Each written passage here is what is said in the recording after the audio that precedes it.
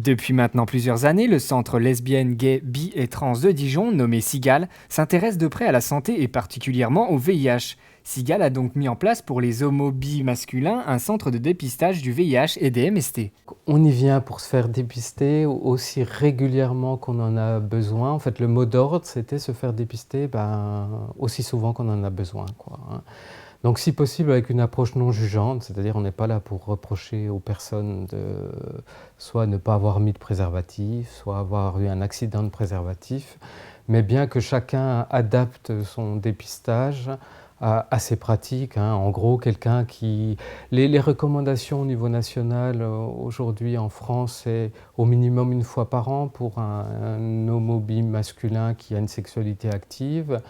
Et on va dire, dès qu'on est dans une sexualité où il y a un nombre de partenaires important, je vais donner par ordre d'idée plus de 50 partenaires par an, ce qui est assez fréquent chez les homo-bi masculins, mais qui ne concerne pas tout le monde, ça vaut vraiment la peine à en faire beaucoup plus souvent, hein, parce que les IST vont être un nid pour l'entrée une voie d'entrée pour le VIH. Et puis que le VIH, plus tôt il est dépisté, mieux c'est pour la personne et puis pour l'épidémie aussi. Mais tout n'est pas si simple. En effet, contrairement à la population globale, l'épidémie continue à progresser dans cette tranche de population. Même présent dans la société française, dans toutes les couches de population, mais tout particulièrement, et là je suis mieux placé pour parler effectivement de la communauté gay et bi-masculine, qui est toujours le groupe le plus touché. L'épidémie non seulement ne stagne pas, mais continue à augmenter. Chez les moins de 30 ans, les chiffres sont vraiment très... La courbe s'est complètement inversée, hein. Chez les plus âgés aussi, donc en même temps c'est dans les deux groupes, les deux extrêmes, hein, les moins de 30 ans et les plus de 60, que l'augmentation est la plus importante, quoi. Avec notamment, et on le voit, on s'est aperçu de cette augmentation depuis déjà 5-6 années, mais qui se confirme chez les moins de 30 ans, le nombre de séropositivité est vraiment en très très haute augmentation.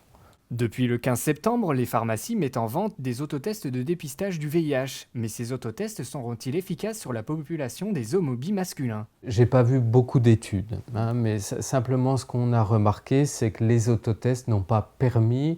En fait, ce qu'on cherche, le test de dépistage qui pose toujours problème, enfin en France mais comme ailleurs, c'est le nombre de personnes séropositives qui ne sont pas dépistées. C'est vraiment ces personnes qu'on cherche le mieux possible à dépister. Donc on imaginait qu'avec les autotests, peut-être on arriverait mieux à cibler ces personnes qui a priori ont du mal d'aller voir un médecin ou d'aller dans une structure de soins.